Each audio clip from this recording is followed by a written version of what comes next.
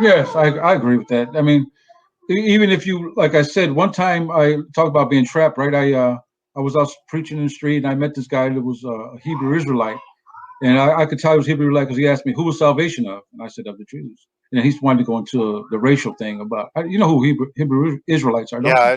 I know quite a bit Yeah, about it. they believe that the by race being the black race is actually the real Jews, and everybody else is fake, and you Some know. believe Hispanic and black, but yeah, Yeah, they have different breakdowns. So they want to include people other than white, yeah, anybody who's white. yeah. So they make the Anybody breakdown but white. Hawaiian, the Japanese guys, this, As long or as you're a whatever. minority. Right. The Indian is this tribe. They put them all in there so that they can exclude the white man. I understand how they work.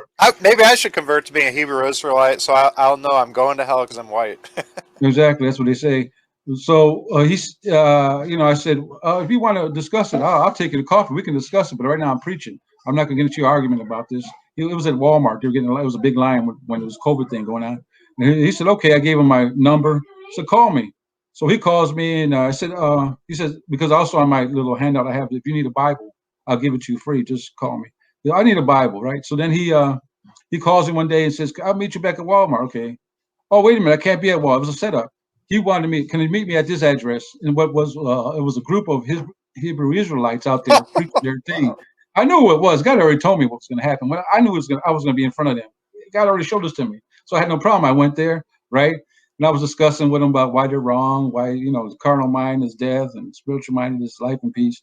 All that giving back and forth. But the leader of this Hebrew Israelites would never admit to being wrong because now he lost faith with all his people there. All these younger Exactly. ones are looking up to him saying, yeah, Yeah.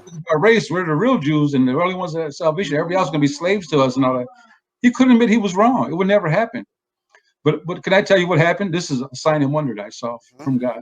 I stood there from whatever 12 noon till it got dark. We were discussing because after they all left, me and one of the Hebrew Israelites were standing there discussing things. So another Hebrew Israelite comes up, a new guy to their faith, and he got his little fringe on his thing. And he comes up with his son and daughter, and we start all speaking, right? I mean, cordially. It wasn't crazy. We were all speaking, and what happens? His son is standing there. The new Israelite is standing to my right. Other guy, the older one that I've been talking with all this time, is standing to my left. And the son says, "Watch it, watch it." And I'm standing with a hood on because it's a little chilly in Chicago. I'm thinking someone threw a bottle at us or something like that, just to be stupid. That's what I'm thinking. But God just said, stand there. So I just stood there, right? And you see this new Hebrew Israelite going like this. And what happens? A seagull defecates and it comes and hits him right in his mouth. Oh, Is that not a sign that you are believing wrong things, gullible? Or wow. go Oh, look at I had to absolutely. go home and look at what is a seagull called in Chicago? It's not called seagulls, they're called gulls, and it comes from the word gullible. You're coming to this thing and you're gullible. He came from the Christian church he had been. Wow.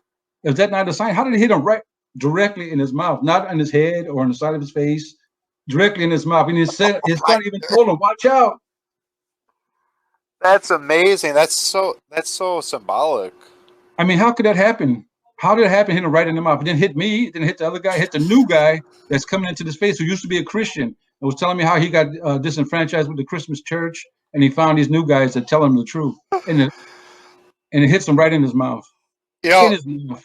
it shows not only the wisdom and sovereignty of God, but it shows God's sense of humor. And people don't even realize this, It's but God true. has shown me He is hilarious. He has a Oh, fantastic sense of humor. oh yeah, and And he this is shows you just another clearly. example. I mean, God is awesome in every way, but even sense of humor He has. Yeah, it's amazing how he will show you signs and wonders. I mean, even this is like silly and funny, and but when you come to see what's really going on, no way that goal did that by accident, a coincidence. That could have landed anywhere within 1,000 feet of where he was at, but he flew, let it loose, and it hit him right in the mouth. He knew it was coming.